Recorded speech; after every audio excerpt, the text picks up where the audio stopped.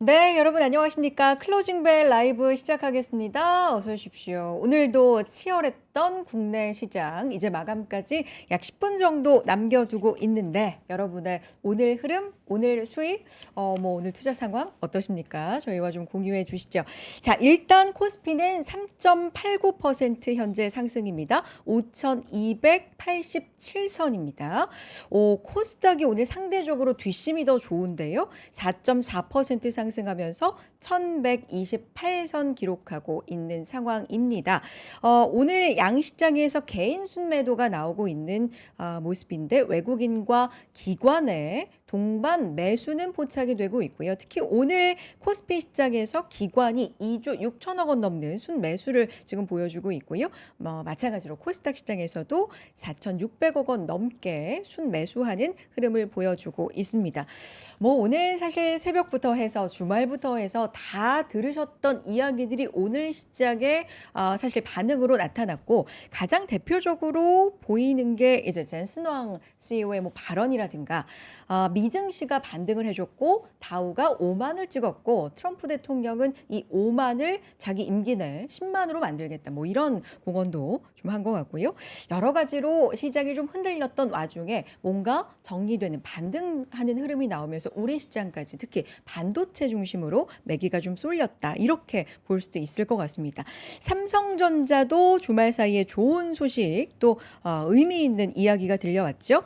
설 연휴 이후에 HBM4를 최초로 양산한다. 차세대 시장의 기선을 제압한다. 엔비디아 퀄 테스트는 이미 이 품질 테스트는 끝났고 이런 부분을 한 2월 셋째 주 이렇게부터 양산이 가능하다. 이런 이야기들이 나왔습니다. GTC에 공개하는 베라 루빈에 삼성전자 HBM4 적용될 거다. 이런 기대감이 또 모아지는데 참고로 GTC는 3월 16일부터 19일로 예정이 되어 있는 상황이죠. 오늘 김장렬 본부장님도 나오시니까 반도체에 대한 이야기도 또 자세하게 여쭤볼 수 있을 것 같고요.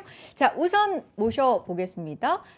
장인 투자 글로벌 이창대 대표, 유니스토리 자산운용 김장렬 본부장님 모셔볼 텐데 김장렬 본부장님 금방 오실 거고요. 일단 이창대 대표님 어서 오십시오. 안녕하세요. 반갑습니다. 네, 대표님이 나와주신 게 얼마나 됐죠? 지난주에 2월 월요일. 2일 월요일이었습니다. 월요일. 네, 월요일에.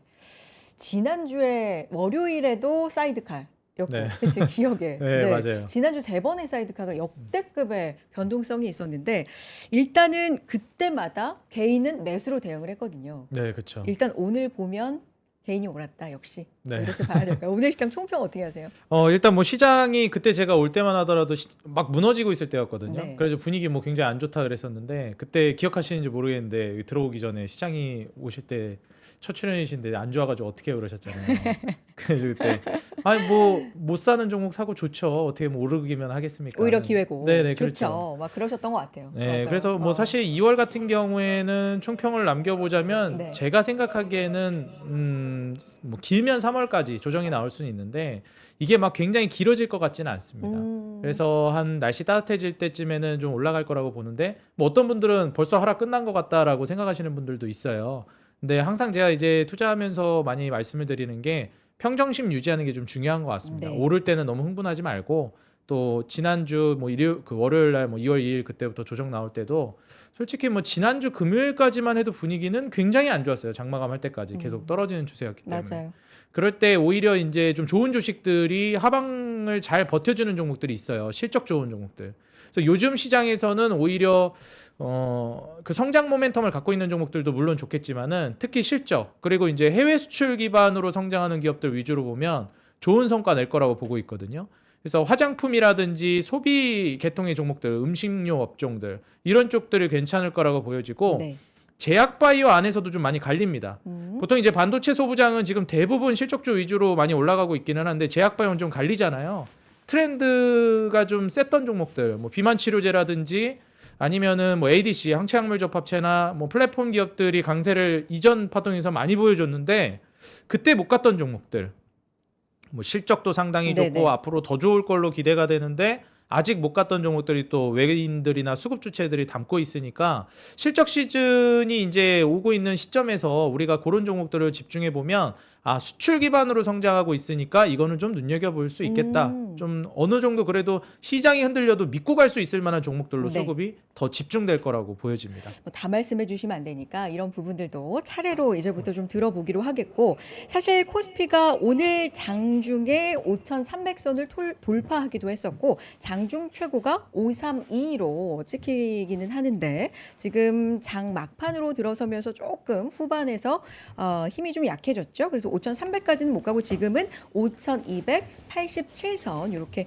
위치해 있는 상황이고요. 코스닥 같은 경우가 오히려 오늘은 뒷심이 더 좋은데 이 부분이 이제 제약바이오 쪽이 조금 더 매기가 쏠리면서 4.4%까지 지금 상승폭을 확대해 가고 있는 상황입니다. 자, 김장렬 본부장님 기다리시는 분들 상당히 많은데 본부장님 오셨습니다. 어서 오십시오. 안녕하세요, 안녕하세요. 본부장님. 반갑습니다. 네. 지난주에 이제 뭐 역대급의 변동성도 함께 이렇게 겪었고 오늘 이렇게 일단 급 반등하면서 또 시장 마무리가 됐는데 시장 코멘트 좀 들어볼게요, 본부장님. 네, 강했죠. 지금 네, 코스피도 강했죠. 강했지만 코스닥도 강했고 크게는 반도체, 그다음에 증권, 그다음에 코스닥 활성화 정책이라 해야 되나? 정부의 지도 편다. 이게 세 가지가 그 결합이 돼가지고 생각보다 조금 더 강한 것 같아요. 아, 오늘 미국이 코스닥 뭐 이슈 그렇죠. 있었어요? 그 코스닥 이제 연기금을 평가할 때 코스닥에 대한 평가 비중이 없었다고 하더라고요. 네. 그거를 이제 상당히 의미 있게 코스닥을 좀 비중을 넣어야지 평가를 받는다. 이렇게 정부가 얘기를 한 것으로 지금 전해지고 아마 네네. 기사가 나온 걸로 알고 있는데 그래서 그것이 가장 큰 이슈였다라고 보여지고 있고요. 그 반도체나 이런 쪽은 원래 그 미국이 우리가 가장 큰 거 제가 지난주 금요일 날 얘기할 때 네 가지 종목이 만약 동반 상승하면 그 의미 있을 거라 말씀드렸는데 그 의미 있는 네 가지 종목이 뭐냐면은 엔비디아, 브로드컴 그게 다 7%씩 올랐죠. 맞아요. 급등했어요. 그러니까 미국 장은 훨씬 악동했고 물론 엔비디아의 카멘트가 가장 지켜있고요. 그다음에 마이크론하고 샌디스크도 3% 정도로 회복을 했어요. 그래서 네 가지 종목, 그러니까 GPU하고 메모리가 같이 올라가는 경우가 아주 흔하진 않거든요. 그러면 이 장이 그 소프트웨어발 사스 포카립스인가 그거에 대한 우려를 하드웨어는 조금 분리된 거다라는 식으로 해석을 하는 거죠. 물론 반도체에서는 더 중요한 얘기도 있었습니다만은 반도체 가격에 대해서 물량을 팔고 나서 가격이 나중에 오를 수도 있잖아요. 그러면 가격을 사후 정산한다. 뭐 이런 식의 기사가 난 것도 상당히 의미가 있었기 때문에 그런 몇 가지 포인트로 봤을 때 코스피는 그 정도 오를 수 있고 3%대. 코스닥이 좀 까리했는데 아까 지금 말씀드린 정부에서 코스닥을 상당 부분 하지 않으면은 너네 평가를 못한다. 뭐 이런 식의 얘기를 확실히 했기 때문에 그것이 전체적인 유동성을 끌어올려 갔다라고 말씀을 드릴 수 있겠습니다. 네, 시장에 대한 관전평 두 분과 함께 들어봤는데 김장렬 본부장님께서 지난주에 이제 시장이 좀 하락하고 변동성이 상당히 심할 때 요건 좀 두고 봐야 된다. 미국 쪽의 반응도 그렇고 그렇죠. 뭐 일본에서는 일단 뭐 선거도 주말 사이 일요일에 있었죠. 어제였습니다. 뭐 있었고 이런 부분 좀 지켜봐야 된다 말씀해 주셨는데 어떻습니까? 주말 사이 좀 지켜보시면서 네네. 미국 쪽에서의 잡음이나 이런 것들은 일단은 일단락 됐다라고 평가하셨어요? 일단 그 소프트웨어 이슈는 저는 여전히 이슈라고 봐요. 그래요. 네, 소프트웨어는 이슈인데 젠슨왕이 가장 크게 얘기한 것이 그것이 컸다고 보여지거든요. 준비한 거 있으면 이게 워드 파일이 준비되는지 모르겠는데 네. 이거 말고 제가 워드 파일 준비한 걸 좀 워드 파일? 네네 워드 파일이 제가 좀 혹시 열어볼게요. 제가 준비된 게 있는데 네. 볼게요. 젠슨왕 멘트 뭐 네네. 일단 제가 네. 말씀드릴게요. 일단 중요한 건 뭐냐면은 소프트웨어적으로는 젠슨왕은 소프트웨어가 없어지는 게 아니고 대형 소프트웨어가 더 깊게 사용한다. 그렇게 얘기를 했단 말이에요. 깊게 사용한다는 게 뭐냐면은 아마도 얘네들이 할 수 있는 그 오픈 클로우든 이런 것이 일정한 도구로서 역할을 하지만은 실제 큰 그림에서의 하이라키에서는 소프트웨어는 계속 필요하다. 이런 얘기를 했다고 볼 수 있거든요. 그래서 그것이 가장 큰 안도가 된 것 같아요. 그렇게 됐는데 그런데 문제는 어쨌든 소프트웨어 관련된 주식들은 사실은 반등이 세지는 않았고요. 맞아요. 그래서 그거는 좀 지켜봐야 되고요. 전부 대체하는 건 아니지만 당연히 그 과정 속에서 뭔가 문제를 일으킬 소지는 있다라고 저는 보여지긴 해요. 근데 문제는 걔네들이 하는 에이전트 AI라는 것도 결국은 추론용의 그 메모리를 많이 필요한 게 똑같은 거기 때문에 메모리 수요는 여전히 스트롱하다라고 연결을 시킬 수 있는 거죠. 그런데 젠슨왕이 바로 그 얘기를 해가지고 우리는 지금 투자는 스카이 하이, 하늘을 치솟하고 있는데 지금 무슨 소리 하느냐 이렇게 얘기하면서 소프트웨어하고는 일단 분리될 수 있겠구나 이런 생각을 갖게 만든 그것이 가장 컸다 이렇게 말씀을 드릴 수 있겠습니다.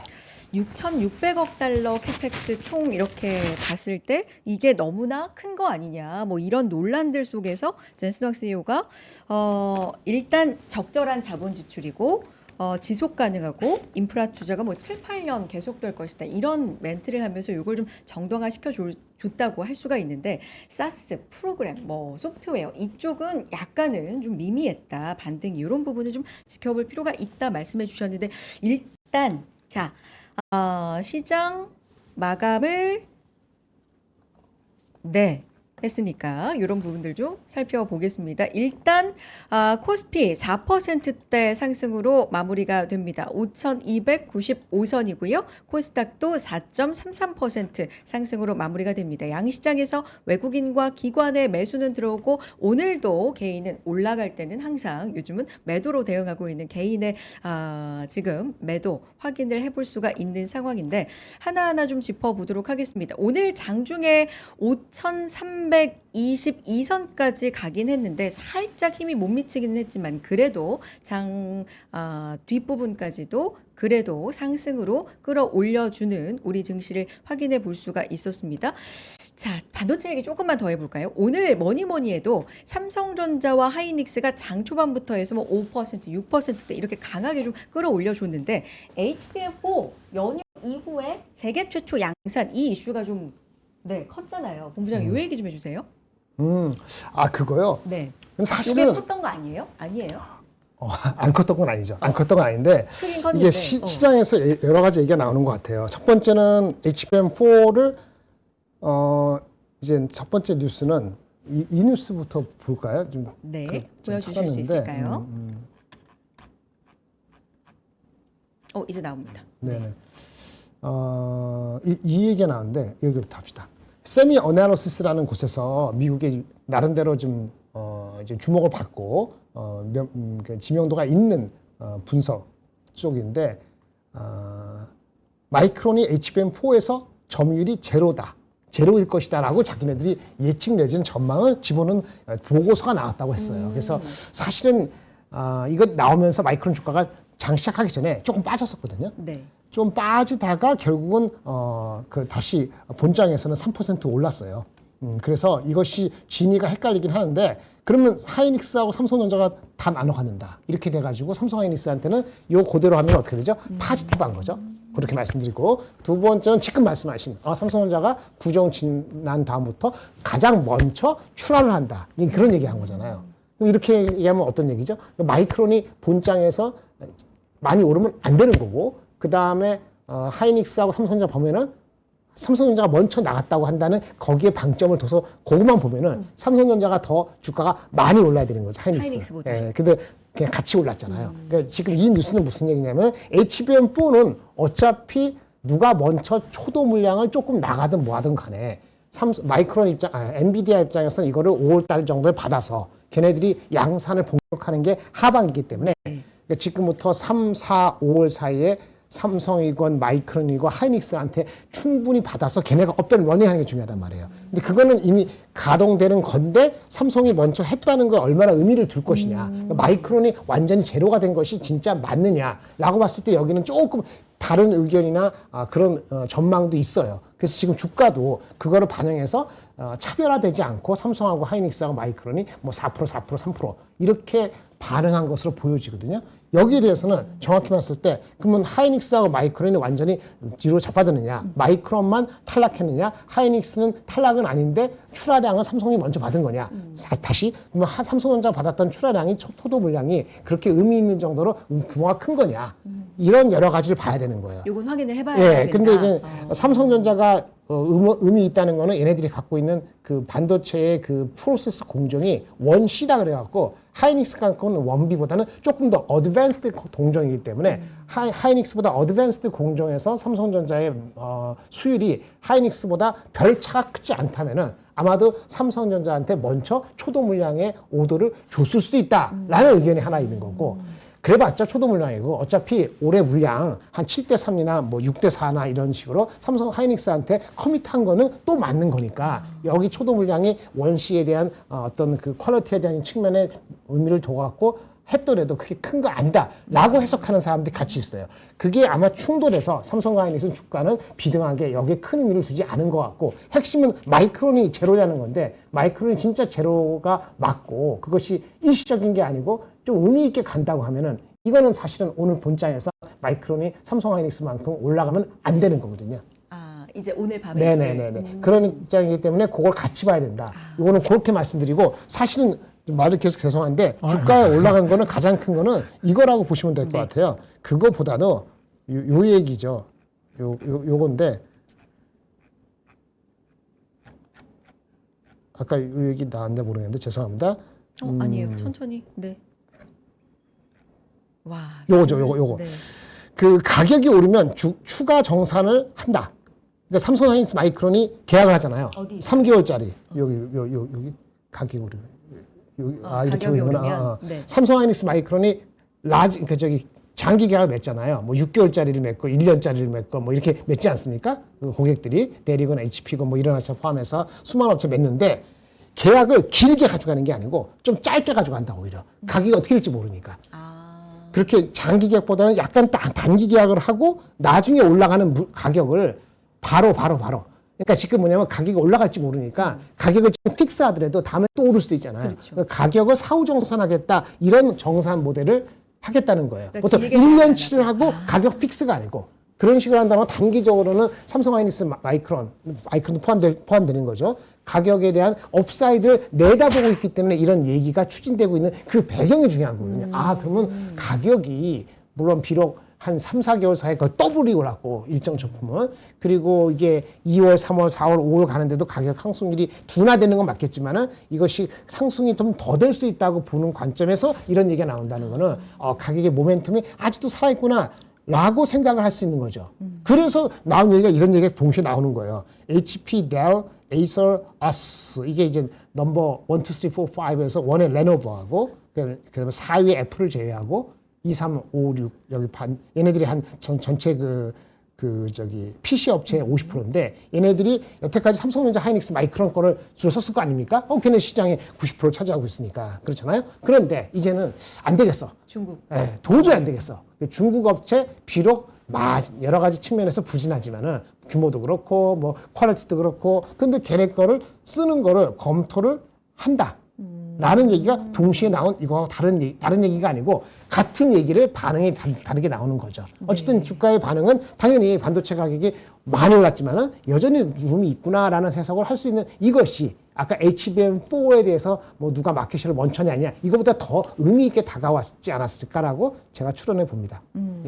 그렇군요. 그래서 오늘 미장의 마이크론 주가가 중요하겠네. 루머도 확인해 봐야 되고 이런 의견도 주셨는데 어쨌든 오늘 미장에서 마이크론 주가도 확인해 봐야 되고 그런데 본부장님 일단 반도체 시장에서 최초라는 거의 의미는 좀 큰 거 아니에요? 아니면 요거는 그냥 최초라는 것보다는 그 추후에 말씀하신 이런 부분에 이게 말을 조심해야 되는데 의미가 없다고 얘기를 하도 안 되는데 의미가 아주 크면은 삼성과 하이닉스가 주가가 똑같이는 안 갈 거다. 오늘은 그렇죠. 사후적으로 삼성전자가 근데 아까 말한 것처럼 그게 초도 물량이라는 개념하고 원C D램이 원비보다 어드밴스된 거기 때문에 얘네한테 먼저 준 것인지 여부까지도 알아야 되는 거죠. 다만 또 헷갈리는 게 있습니다. 삼성전자 하이닉스하고 그 HBM4에서 수율의 차가 얼마나 있느냐 여기에 대해서도 일부 많은 기사들은 대부분 삼성전자 하이닉스가 한 70, 80%, 삼성전자가 한 50, 60%라는 얘기가 많은데 또 오늘 나온 얘기는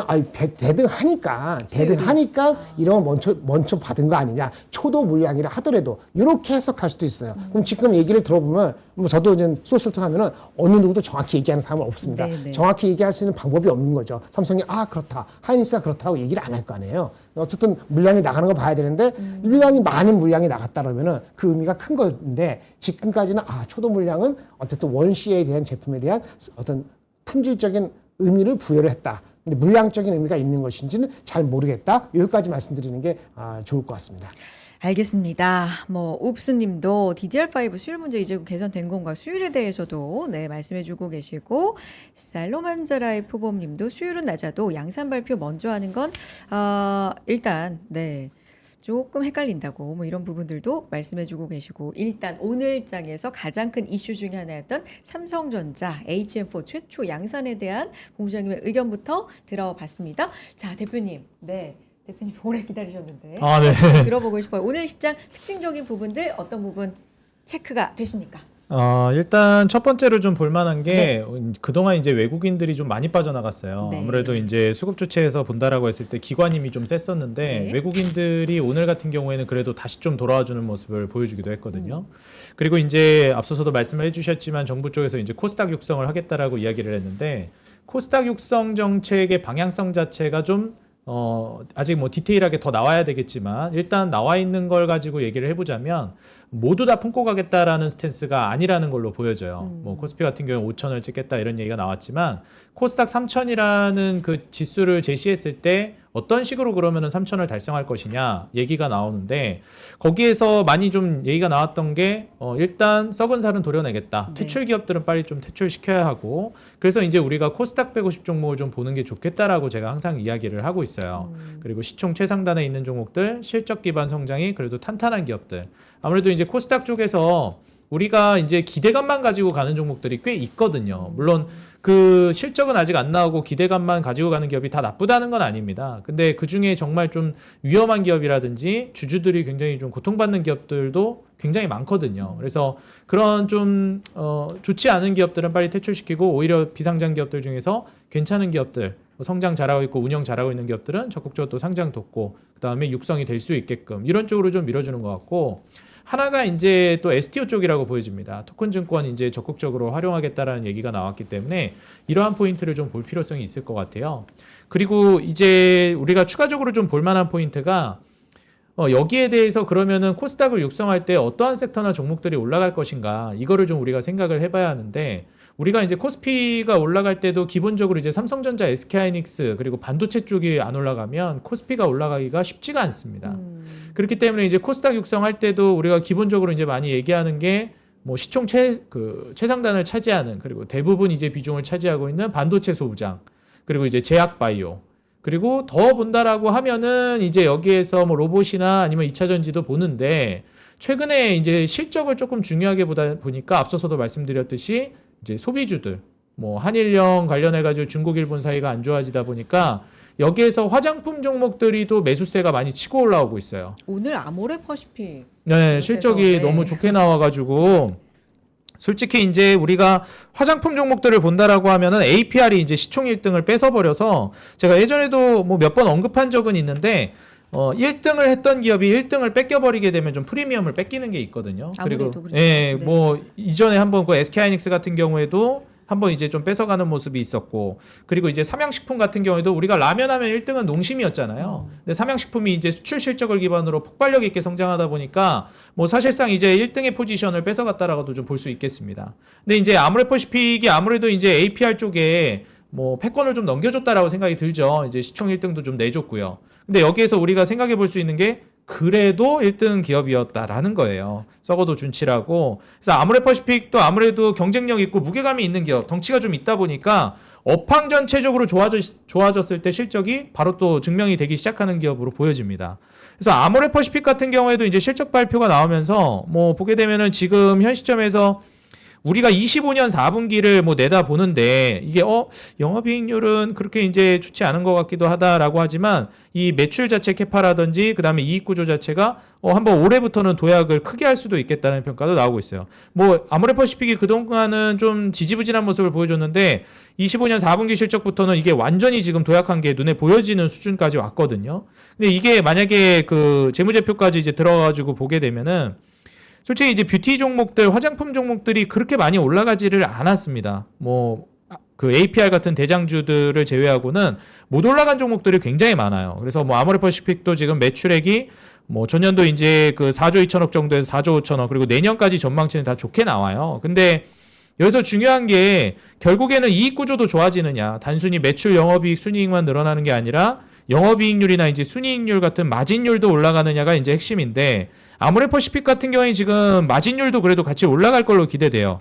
근데 조금 아쉬웠던 거는 마진율 대비해서 PER이 뭐 엄청 저평가까지는 아니다. 물론 뭐 못 올라갈 정도의 뭐 고평가는 아니지만 이러한 부분들이 조금 아쉽긴 했어요. 그래서 사실 APR이 좀 더 프리미엄도 더 받고 이익 구조도 훨씬 좋았거든요. 그래서 한 10% 8% 정도의 영업이익률 순이익률 아모레퍼시픽이 보여주는데 APR 같은 경우에는 애초에 이제 캐파라든지 이익 구조 자체도 너무 좋으니까 막 25% 20% 이렇게 내다 보니까 마진율이 PER 17 빼면 또 더 저평가되어 있거든요. 그러면 이제 벌고 있는 이익 구조나 매출 성장, 이익 성장과 그 다음에 이제 저평가 정도를 따져봤을 때는 역시 이제 APR이 대장주 성격을 앞으로 보여줄 수 있다고 봅니다. 근데 우리가 차트적으로 봤을 때 APR은 그동안 많이 올라갔잖아요. 그래서 좀 체력적인 부담이 느껴질 수 있는 자리이기도 해요. 근데 아모레퍼시픽은 뭐 과거 이제 1등 대장주고 이제 2등으로 내려오기는 했지만 여전히 이제 강력하고 그 다음에 실적도 괜찮게 나오다 보니까 매수세가 바닥에서부터 이제 들어 올렸다라고 보여집니다. 근데 이제 여기에서 과연 끝날 것이냐 그렇게 보여지진 않아요. 수출 실적 기반으로 해서 우리가 이제 APR이라든지 달바글로벌 같은 기업들 해외 수출 실적이 너무 좋아지고 있거든요. 앞에서 이런 그 화장품 기업들이 치고 나가주면은 우리가 그에 뒤따라 가지고 뭐 OEM, ODM 기업들이라든지 여타 다른 화장품 관련된 종목들도 따라갈 가능성이 있습니다. 네.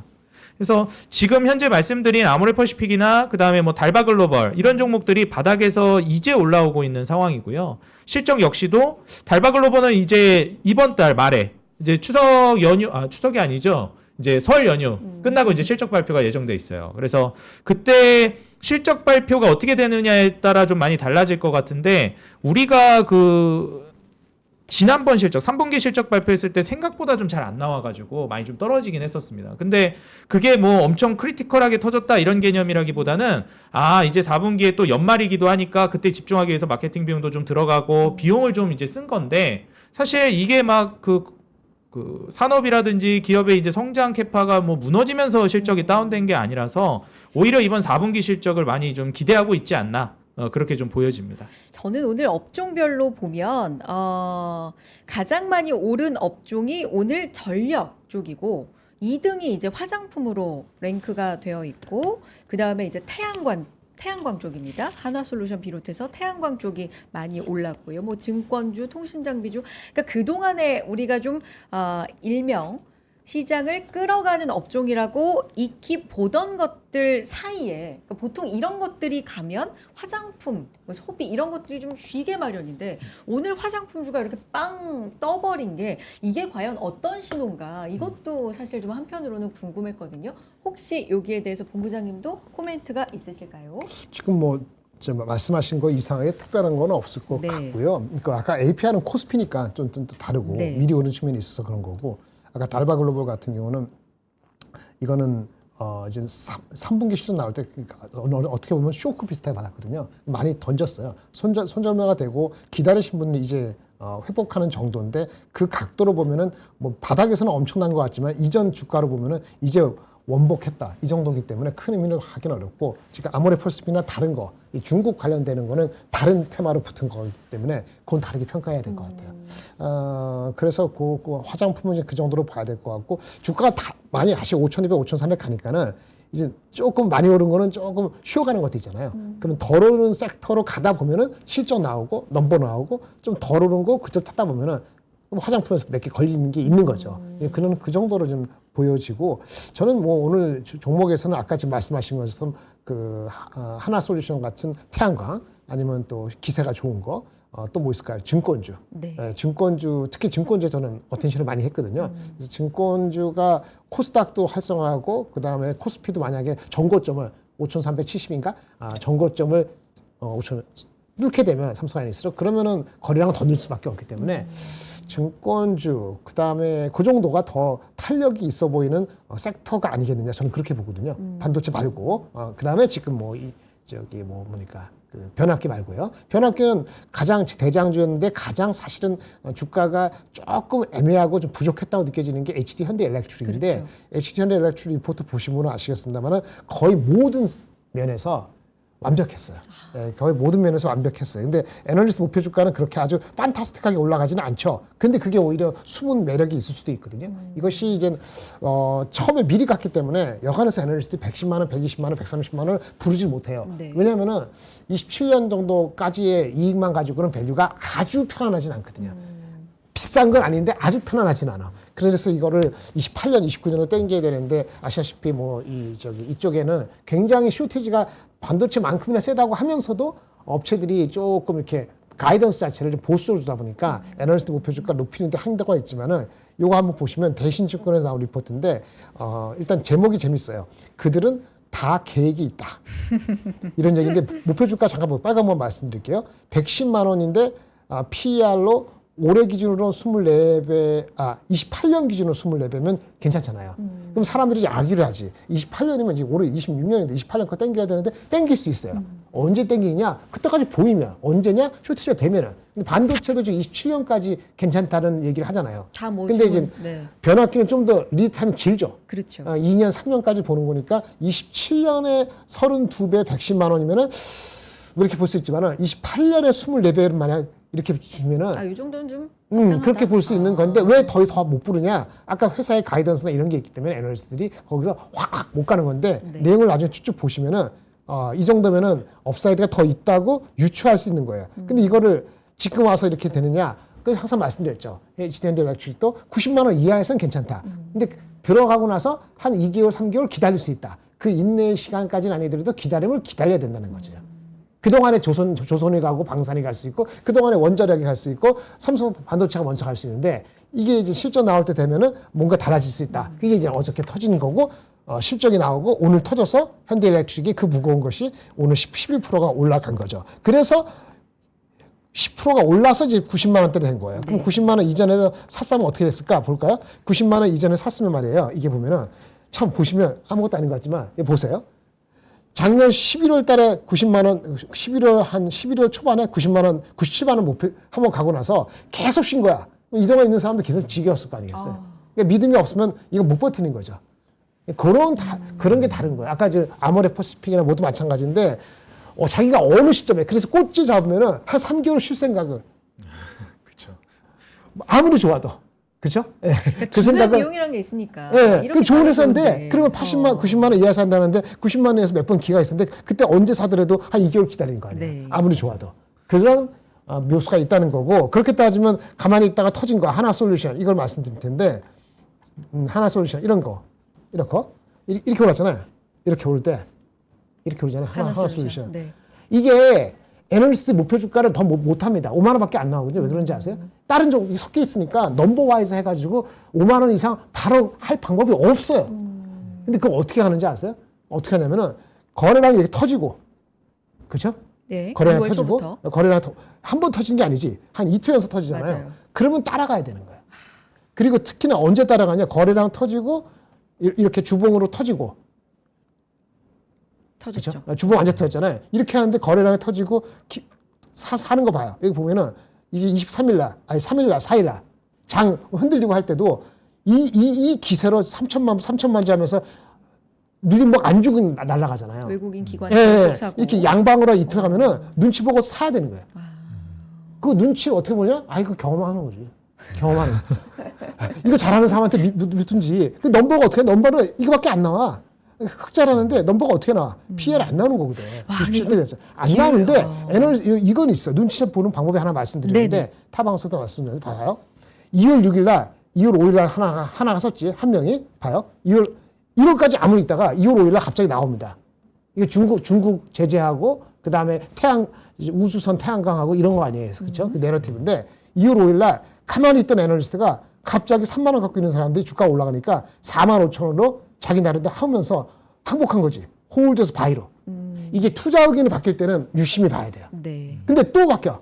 하루 사이에 한 명이 또 2만 5천 원 갖고 있는 사람이 이 사람도 목표 주가를 예약했잖아. 최고 5만 원을 바꿨어. 이게 하루 사이에 두 군데서 이 투자 의견을 이제 항복하고 들어갔거든요. 항복하고 들어가고 주가가 확 올라왔어요. 그러면 뭔가 다른 거예요. 마지막 언제 파느냐? 언제 파는지 아세요?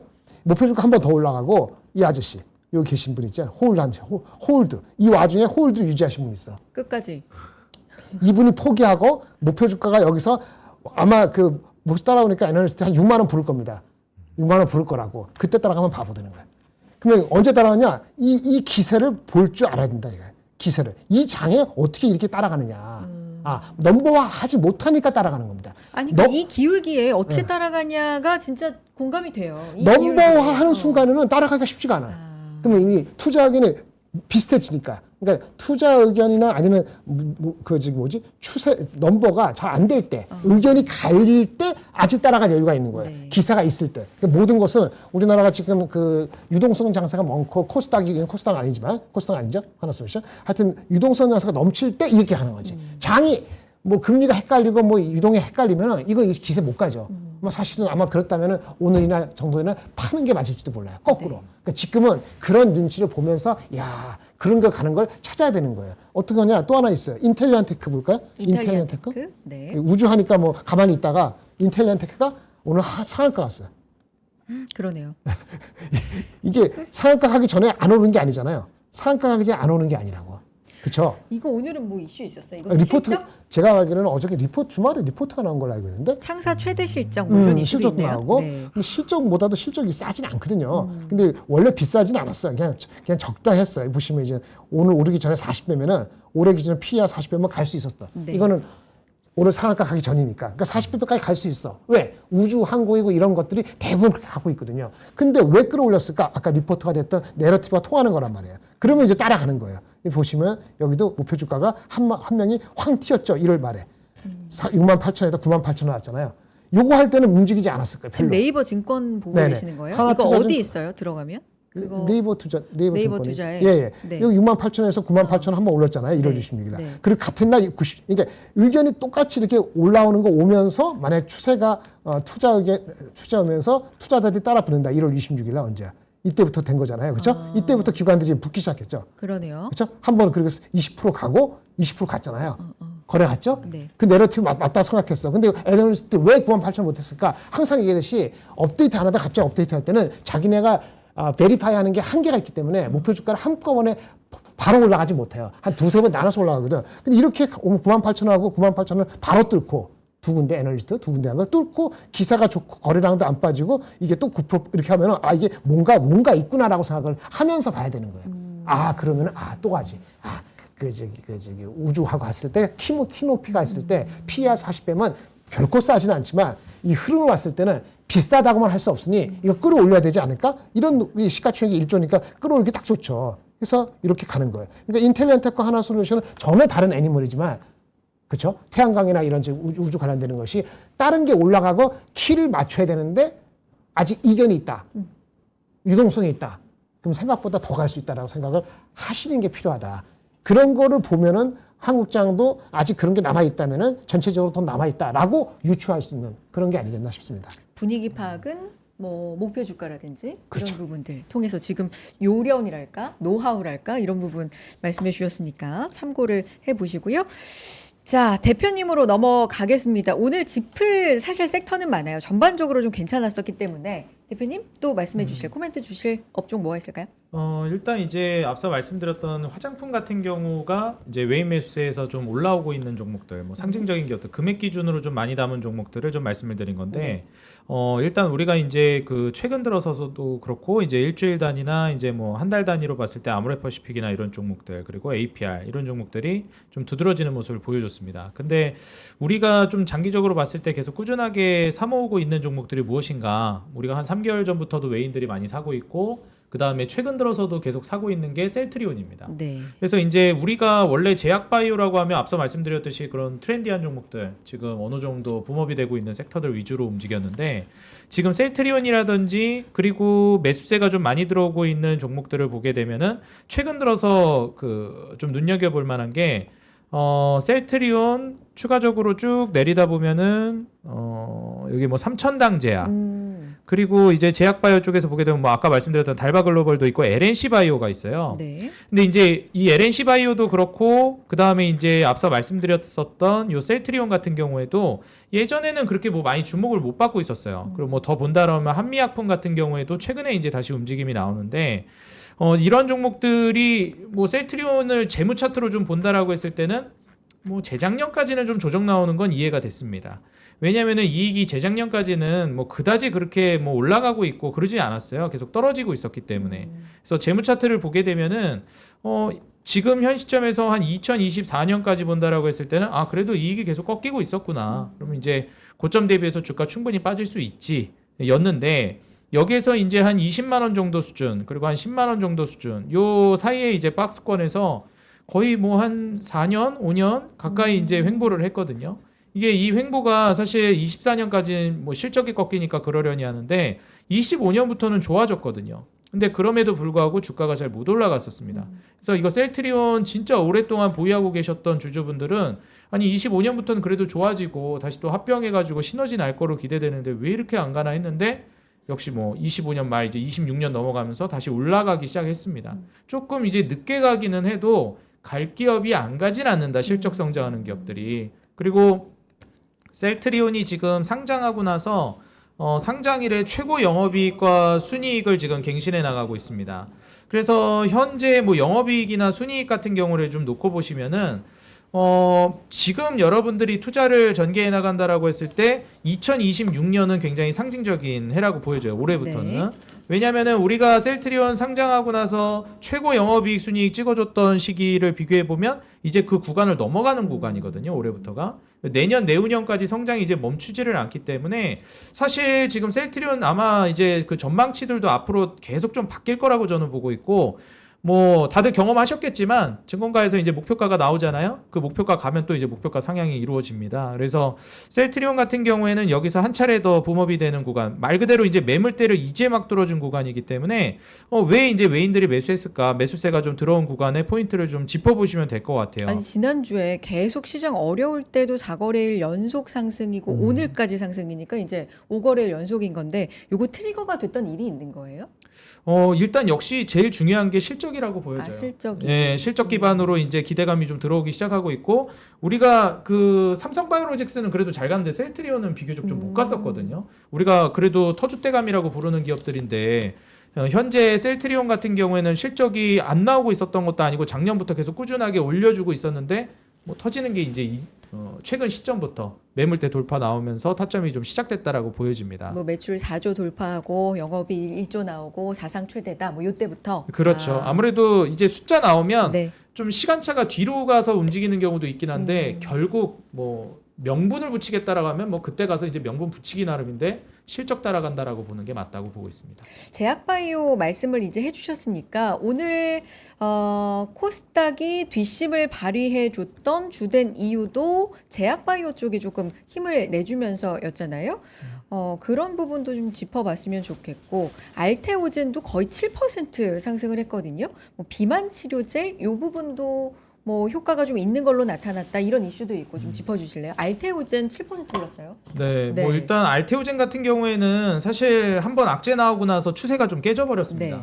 그래가지고 이제 뭐 셀트리온이라든지 한미약품이나 앞서 말씀드렸던 LNC 바이오 같은 경우에는 신규 진입을 고려해볼 만한데 이제 아무래도 알테오젠 같은 경우에는 추세가 좀 돌려질 때까지는 좀 지켜봐야 되는 지점으로 와버렸죠. 근데 그때 이제 악재가 터지고 나서 급락한 이후에 추가적인 하락이 나오지는 않았습니다. 뭐 우리가 이제 플랫폼 기업들 많이 장점으로 꼽는 게 키트로다이스 CJ용 관련해서도 알테오젠이 한번 붐업이 크게 됐었는데 뭐 증권가 쪽에서도 그렇고 애널리스트 분들 나와서 얘기할 때도 많이 이제 언급이 되고 있는 게 삼성바이오로직스랑도 이제 비교를 많이 하고 있기도 하죠. 그래서 삼성바이오로직스가 영업이익 1조 넘어가고 그러면서 이제 시가총액이 얼마로 평가받았는데 알테오젠은 장기적으로 못 갈 거라고 보여지진 않는다. 그리고 플랫폼의 이제 확장성을 우리가 좀 생각을 해보면 장기적으로 봤을 때는 또다시 올라갈 거라고 보는데 지금 현재 추세가 좀 꺾인 게 살짝 아쉽죠. 그래서 혹시라도 보유하고 있는 분들은 제가 보기에는 뭐 전략 매도까지 할 필요는 없지 않을까.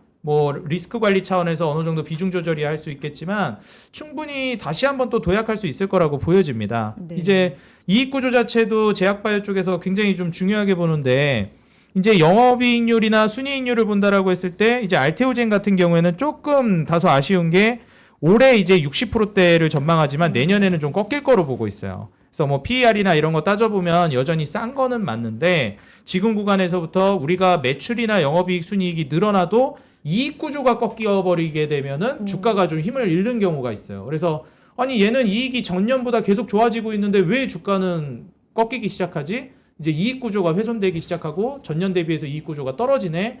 영업이익률, 순이익률이 떨어지기 시작하네. 그러면은 주가가 다시 떨어지는 경우가 꽤 있어서 알테오제는 장기적으로 투자한다라고 하면 좀 볼만하지만 이거 신규적으로 들어가는 거는 좀 추세 전환을 보시고 좀 더 시간이 필요하지 않을까 생각이 듭니다. 삼천당 제약도 언급을 해주셨었는데 오늘 7.6% 올랐고요. 와 이것도 1월 한 중순부터 해서 흐름이 상당히 차트가 계속 차곡차곡 지금 착실히 올라가고 있는 흐름. 이건 어떻게 보세요? 일단 삼천당 제약 같은 경우에는 다른 제약 바이오 대비해서 리스크가 조금 있다고 봅니다.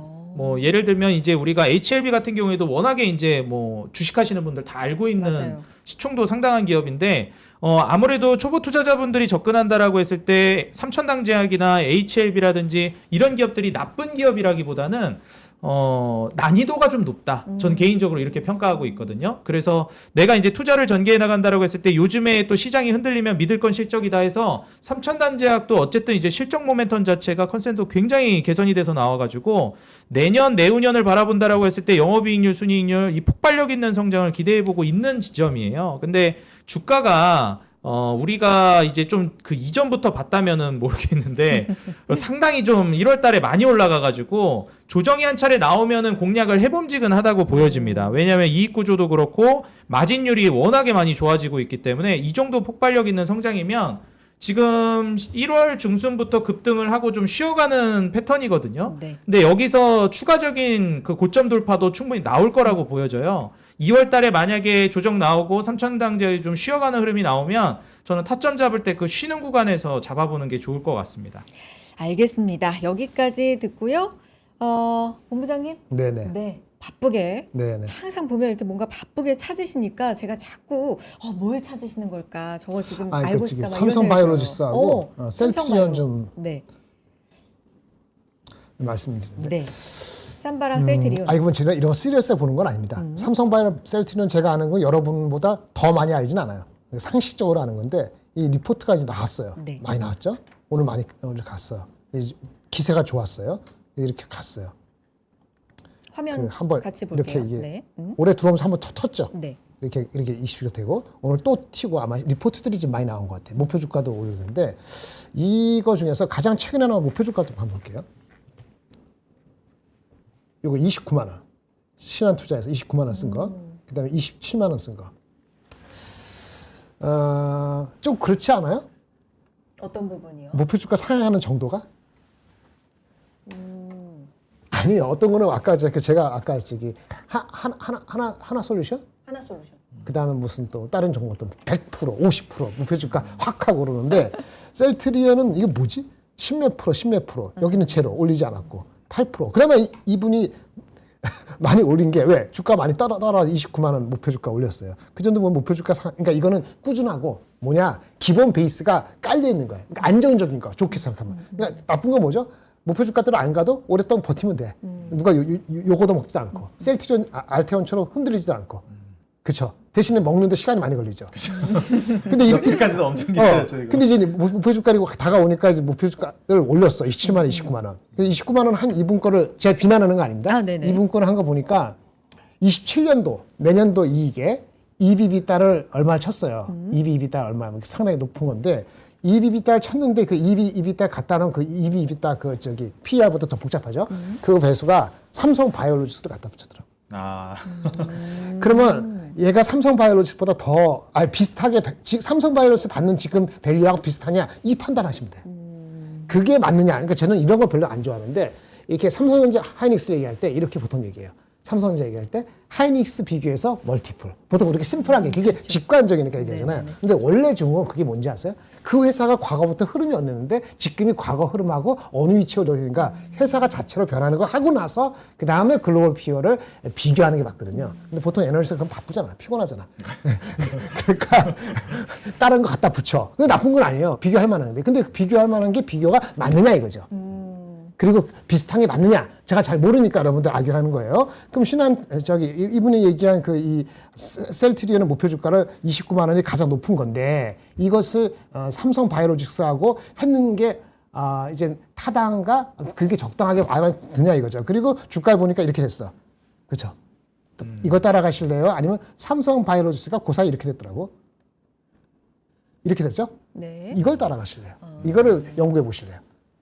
그러니까 항상 비교를 해야 돼요. 비교를 하면은 비교를 해야 되는 거지. 삼성바이오로직스 이렇게 빠진 게 타당한 이유가 있고, 만약에 그 알테오젠처럼 한번 맛이 갔다, 마탱이 갔다. 그래서 한번 보면 안 된다. 그럼 이때 들어가면 안 되지.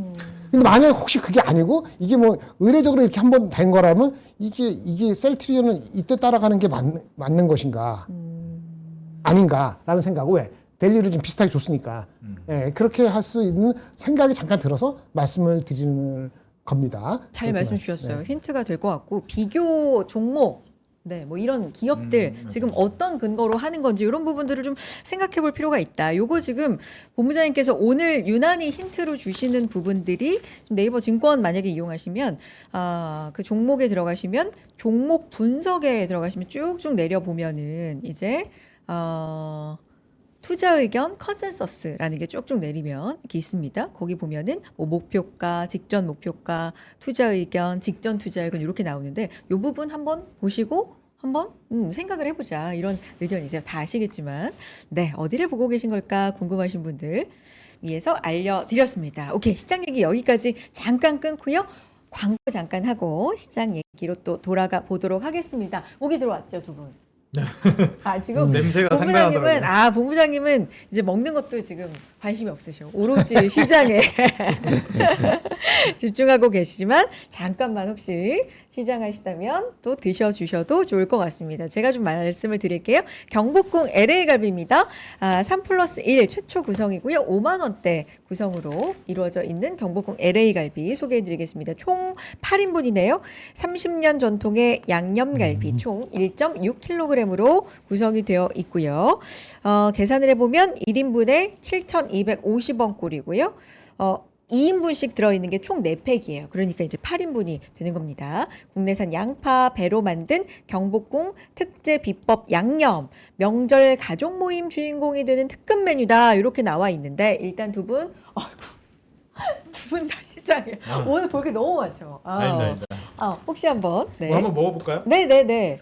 저는 예전에 이거 여기 광고할 때 한번 먹었던 것 같아요. 이거 경복궁 갈비죠? 네, 경복궁 갈비입니다. 양념갈비. 예전에 먹어서 LA 갈비. 알고 있는데. LA 갈비는 이게 약간 이렇게 뼈 부분을 손으로 잡고 뜯어 먹어도 좋은 것 같아요. 가격을 봐야 돼. 맛은 뭐 오케이. 맛있는데요? 가격 오케이. 최초 5만 원대 구성이에요. 3+1 1인분에 7,375원 꼴인데 맛있네요. 저 여기 여의도에도 경복궁 있잖아요. 저는 여기 가본 적은 없는데 여기가 뭐 지점이 있는 건가요? 맞아요. 가게가 있고 거기서 이제 따로 파는 거. 비싸서 자주는 저도 못 가지만 어쨌든 이렇게 합리적으로 먹을 수 있는 요 부분. 근데 맛도 괜찮아요. 어떠십니까, 본부장님? 좋죠. 저는 없으면 연하고 먹지. 일단 질기면 이렇게 방송하면서 씹기도 너무 어려운데 연하고 금방 이렇게 잘라져서 좀 편했어요. 그리고 제가 계속 말씀드리지만 제가 짠 걸 별로 안 좋아하는데 밥이랑 먹으면 굉장히 적절할 정도의 지금 짭짤함 딱 그 정도 적당한 그래서 맛있다라는 얘기를 드리고 간이 잘 됐어요. 그렇죠? 간이 괜찮죠? 잘 됐어. 잘 돼 있는 것 같아요. 이놈은. 마피현욱 씨 대표님 어떠세요? 저는 일단 이게 간이 너무 세면 좀 헤비한데 저도요. 근데 이거는 그렇게 막 헤비하지가 않네요. 근데 이게 우리가 그 양념갈비에서 기대하는 그 맛이 있잖아요. 좀 자극적인 맛을 원하는데 그런 건 아니지. 자극적인 곡에 잘 맞춘 것 같아요. 그러진 않아요. 밥이랑 먹으면 그냥 딱 네, 좋을 딱 정도. 막 너무 이제 자극적이지 않고 근데 우리가 기대하는 딱 갈비에서 원하는 자극적인 딱 그것만 잘 추린 것 같습니다. 맞습니다. 괜찮으세요, 본부장님도? 네, 딱 적당합니다. 이게 너무 세지 않고 너무 스통하지 않고 너무 또 싱겁지 않고 약간 비싼 맛 납니다. 네, 싸구리 맛은 아니죠. 네. 비싼 맛. 양념 너무 세면 좀 싸구려 맞아요. 맛 나거든요. 그런 맛은 아니죠. 네. 맞아요. 여기까지. 그 본부장님이 개인 방송이 무슨 요일이라고 하셨죠? 오늘 아닙니다. 오늘은 아니시죠. 네, 네. 그러면 오늘은 이제 다른 네. 식사를 챙겨 드실 수 있겠지만 어쨌든 식사 잘 챙겨 드시라는 말씀 드리면서 다음으로 넘어갑니다. LG 그램 울트라 7입니다. 울트라 그램입니다. LG 그램 울트라 7 AI인데 요게 최초의 167만 원대 구성으로 나왔어요. 최신형 14세대고요. 램 16기가, SSD 1TB 이렇게 구성이 되어 있고요. 인텔 코어 울트라 7 터치 스크린도 되고 해외 정식 수입 제품 S급 박스 개봉 리퍼 제품이라고 하는데 이렇게 되어 있습니다. 이렇게 적당해요. 무게도.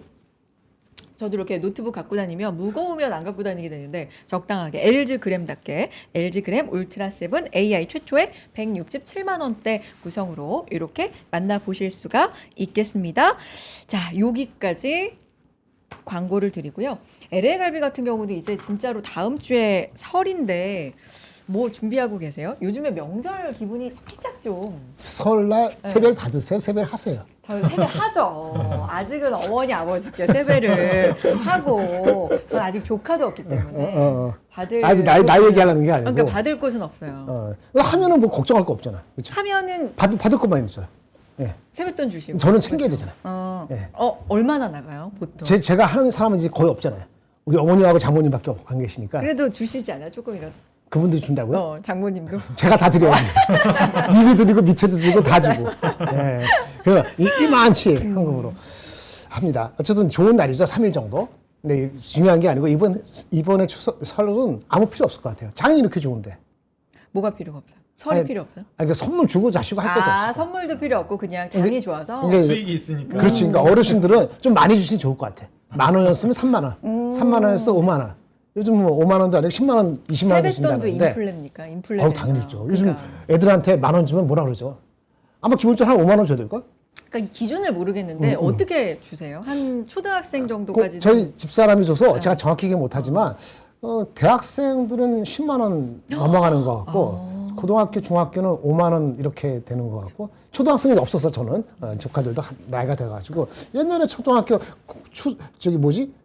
우리 코로나 때 그때는 3만 원이면 충분했던 것 같은데 코로나 그쵸, 5년 전에는 사이. 맞아요. 근데 이제 그렇게 줘서는 별로 절을 하는지 마는지 뭐 애들도 이제 다 알잖아. 10,000원짜리랑 네. 5만 원짜리 다 구별하니까 그렇구나. 우리 벌려면 얼마나 힘든데 그렇죠? 이렇게 계속. 그 생각하면 근데 이번에는 돈을 많이 벌었을 테니까 조금 풀어도 괜찮지. 그런 마음을 가졌습니다. 근데 이런 장에도 사실은 수익이 별로 안 나신 분들도 분명히 안 날 있긴 수도 있어서. 있죠. 근데 삼성전자 하이닉스를 만약에 금요일 날 80만 원에 팔고 삼성전자를 15만 3천 원에 팔았으면 혹시라도 그러면 이제 아주 우울하지. 그 사이에 10%가 넘게 올랐으니까. 그러니까 이런 장에서는 다 파는 것도 리스크인 것 같아요. 약간 그런 생각도 들기는 듭니다. 네. 네. 그러긴 하겠네요. 그렇죠? 자, 여기까지 하고 본부장님 갑자기 이렇게 어깨가 되게 무거워 보이고 왜요? 용돈을 줘야 될 것만 기쁜 마음을 줘야죠. 그러니까 즐거운 날이니까 어쨌든 네. 또 시장 얘기로 이어가 보겠습니다. 본부장님 어떻게 또 시장 코멘트 해주실 부분이 있을까요? 오늘 사실 뭐 여러 개가 그랬는데 증권주 가운데서도 미래에셋증권 비롯해서 전반적으로 좀 순환매가 도는 느낌이었고 여기 지난해 영업이익 1조 9천억 원, 뭐 61% 늘었다 이런 부분도 있고 뭐 증권 하도 네, 시장이 좋았으니까 당연한 것 같기도 한데. 증권도 증권인데 네. 일본 장도 많이 올랐어요. 일본 시장 많이 올랐죠. 거의 우리보다 더 많이 올랐나요? 비슷하게 올랐나? 3.9%? 장중에 저 5%까지 봤었는데 마감 상황까지 우리보다 보면 졌네. 우리한테 졌네. 네, 우리가 이겼다. 3.89%인데요. 네. 네. 그래서 엔저가 어떻게 되는지 혹시 그거 좀 어텐션 하고 있고요. 네. 그러니까 뭐 돈 풀고 뭐 이렇게 뭐 지금 양적 하여튼 부양하고 하면은 돈이 풀리잖아요. 재정 방향 예. 확장이 좀 기대가 되니까. 그게 오늘은 네. 뭐 일본장 올라가고 우리는 그거 신경 안 썼는데 혹시라도 그게 혹시라도 튀면은 엔화가 엔저가 되면은 원화가 약해질 수도 있지 않습니까? 그런 정도만 좀 신경 쓰는 정도고 지금은 수급이 워낙 좋아서 막지 못하는 것 같은데 그럴 때일수록 저는 저번에도 다 방송에 얘기했는데 1월 달까지 투자하시고 2월 달을 새롭게 진입하는 거는 재면서 진입하라. 많이 올라갔기 때문에.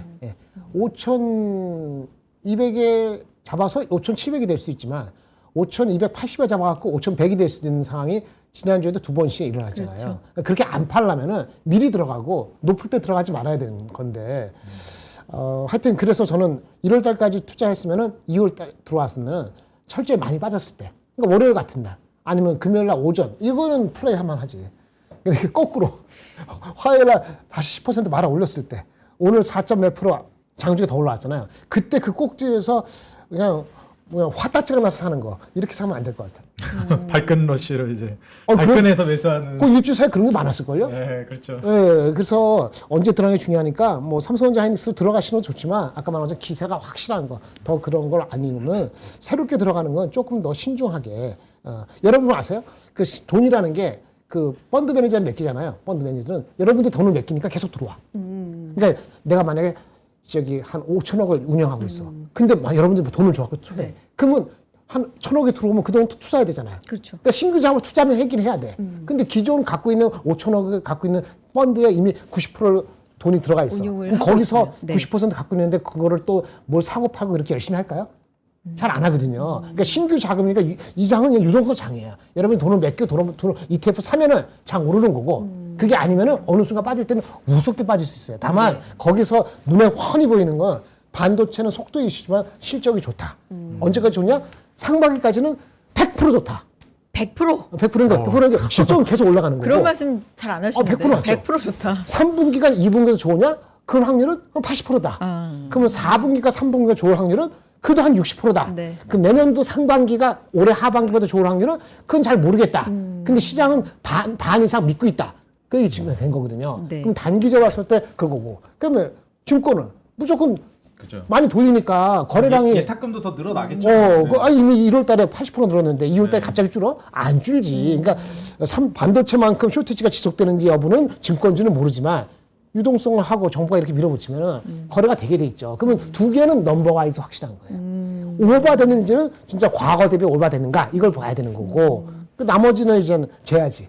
아까 하나 솔루션도 그렇고. 올해는 계속 좋을 것 같긴 한데 증권주가 이제 그 투자자분들이 이거 지금 따라가도 되냐 이런 말씀 굉장히 많이 하시더라고요. 그렇죠. 지금 네. 저는 올 초 들어와서부터 반도체 말고는 증권주.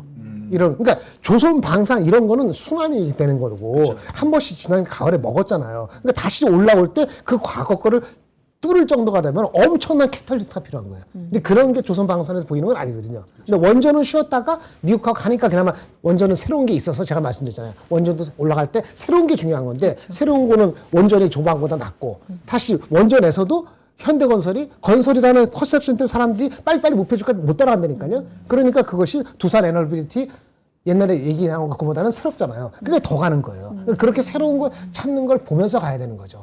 그러면 반도체하고 증권 얘기하고 나머지 것들은 이제 새로운 거가 있는 거. 그게 우주가 됐던 아까 태양광이 됐던 아니면 원전에서 두산 에너비리티가 아니고 현대건설 이런 식으로 찾아 나가야 되는 거예요. 그게 다 소진하거나 갑자기 유동성이 흔들리면 주가는 빠지겠지. 그렇죠. 근데 대한민국 전체적으로는 한 5,500대면 10배. 10배는 뭐냐? 10배는 언제든지 갈 수 있고. 그럼 9배. 9배가 5,000이었어.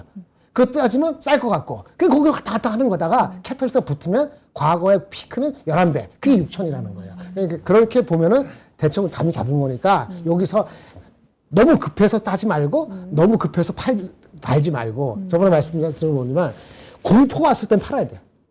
말해야 되구나. 공포가 왔을 때 팔아야 돼. 공포가 왔을 때 공포가 어떤 거냐? 뭐 패닉 왔다, 어. 코로나 가지고 돌발로 그렇지. 완전 그냥 무너져 버린다. 아니면 어느 쇼크가 나왔다. 네, 그런 건 이제 팔아야죠. 예상하지 않은 거. 아니면 트럼프가 갑자기 총을 피격하는데 이번엔 이제 중상이다. 아유, 가성을 하는 겁니다.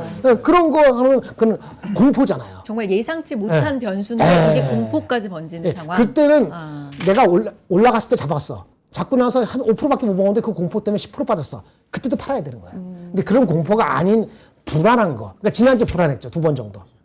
불안한 거 왔을 때는 잘 생각해야 돼요.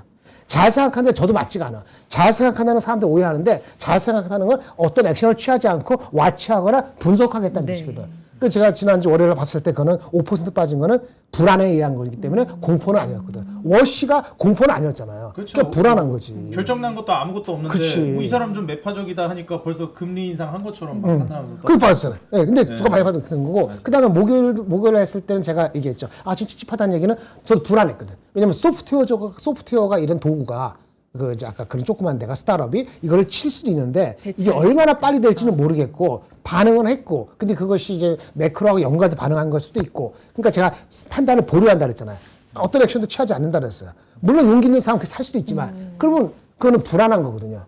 그러니까 그건 딥이 있으면은 많이 빠지면 살 수 있다. 그게 금요일 아침까지 연장이 됐죠. 그러니까 삼성 하이닉스가 80만 원, 15만 원 간 거는 그거는 경험이 있으면 살 수 있는 거고 네. 못 사더라도 거기다 팔지는 않겠지.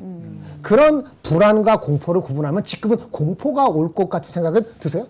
저는 솔직히 말씀드리면 공포가 와도 사야 된다고 보는 그래요. 입장 중에 한 명이라 두 분 여기서 갈리네요. 어째 공포가 올 것 같지는 않아요. 저도 올 것 같지는 않아요. 일단 불안한 요소를 뭐라고 얘기하면 아직 아무것도 아니라고 하면 노이즈에 불과하다는 거고 불안 요소가 발생할 수 있는데 우리 돈이 있잖아요. 유동성.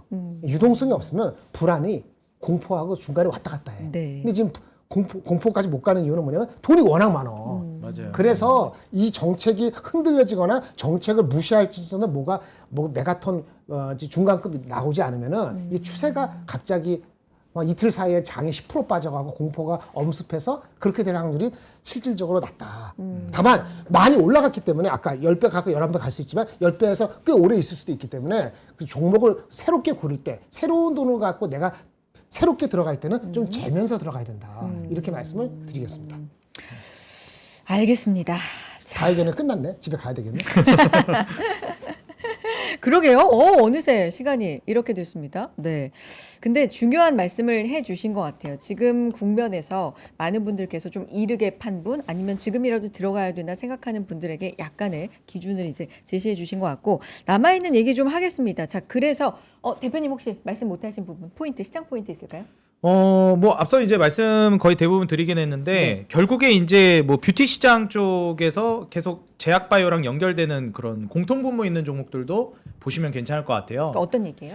예전에 우리가 그뭐 제약 바이오 아니냐라고 봤는데 이게 뷰티 분야랑 묶이기 시작하면서 의료 뷰티로 간 종목들이 있어요. 피부과 시술 관련된. 네네. 뭐 보톡스 관련해서 우리가 비만 치료제로 살을 급격하게 빼잖아요. 그럼 탄력도가 떨어져가지고 리프팅 시장이 좀 살아난다라고 이제 보통 얘기를 합니다. 그래서 비만 치료제 시장이 여전히 강하기 때문에 우리가 파마리서치라든지 휴젤 같은 종목들이 엄청난 그 폭등을 보여줬는데 지금 클래시스 같은 경우에도 그렇고 이러한 그 피부과 시술 관련된 종목들이 올라가고 지금 새롭게 부상을 하고 외국인들이 이제 매수가 들어온 게 LNC 바이오예요. 이제 LNC 바이오 같은 경우에도 우리가 이제 리투 같은 경우에도 지금 각광을 많이 받고 있는데 이게 우리가 단순히 제약 바이오로 볼 것이 아니라 이게 의료 뷰티 쪽으로 넘어간다라고 하면은 새바람이 또 불어올 가능성이 높다. 네. 그래서 우리가 파마리서치나 휴젤 같은 경우 특히 뭐 PDRN이라든지 그다음에 톡신 이런 것들 많이 주목했지만 새로운 또 이런 그 피부과 시술 관련된 종목들 뭐 리투라든지 이런 것들도 LNC 바이오가 모멘텀을 받으면서 올라갈 가능성이 있어가지고 말씀드렸듯이 혹시라도 뭐 시장 영향으로 조정이 나온다. 그러면 이런 뷰티 관련된 거 근데 좀 제약 바이오 모멘텀까지 같이 엮여 있고 실적 모멘텀까지 좋은 이런 종목들은 훨씬 더 좀 중요하게 보셨으면 좋겠어요. 수급도 좋은데 상황까지 좋으니까. 그래서 재무 차트를 보게 되면 지금 거의 비슷해요. 뭐 파마리서치도 최근에 조정이 많이 나왔지만 29년까지 전망치가 좋고 여전히 비싸진 않습니다. 근데 다만 추세가 좀 쉬어갔으니까 다시 올라갈 때까지 시간이 좀 걸린다 정도로 저는 보고 있는데 지금은 파마리서치가 좀 쉬고 LNC 바이오가 치고 가는 구도니까 이런 거를 좀 적절하게 섞어서 조합하는 것도 저는 나쁘지 않다라고 봅니다. 알겠습니다. 대표님의 말씀 잘 들었고, 본부장님은 이제 전반적인 시장 전략은 앞서서 또 의견 말씀해 주셨으니까 조금 제가 궁금했던 거, 오늘 HBM 쪽도 갔는데 MLCC 쪽도 좀 잘 갔거든요.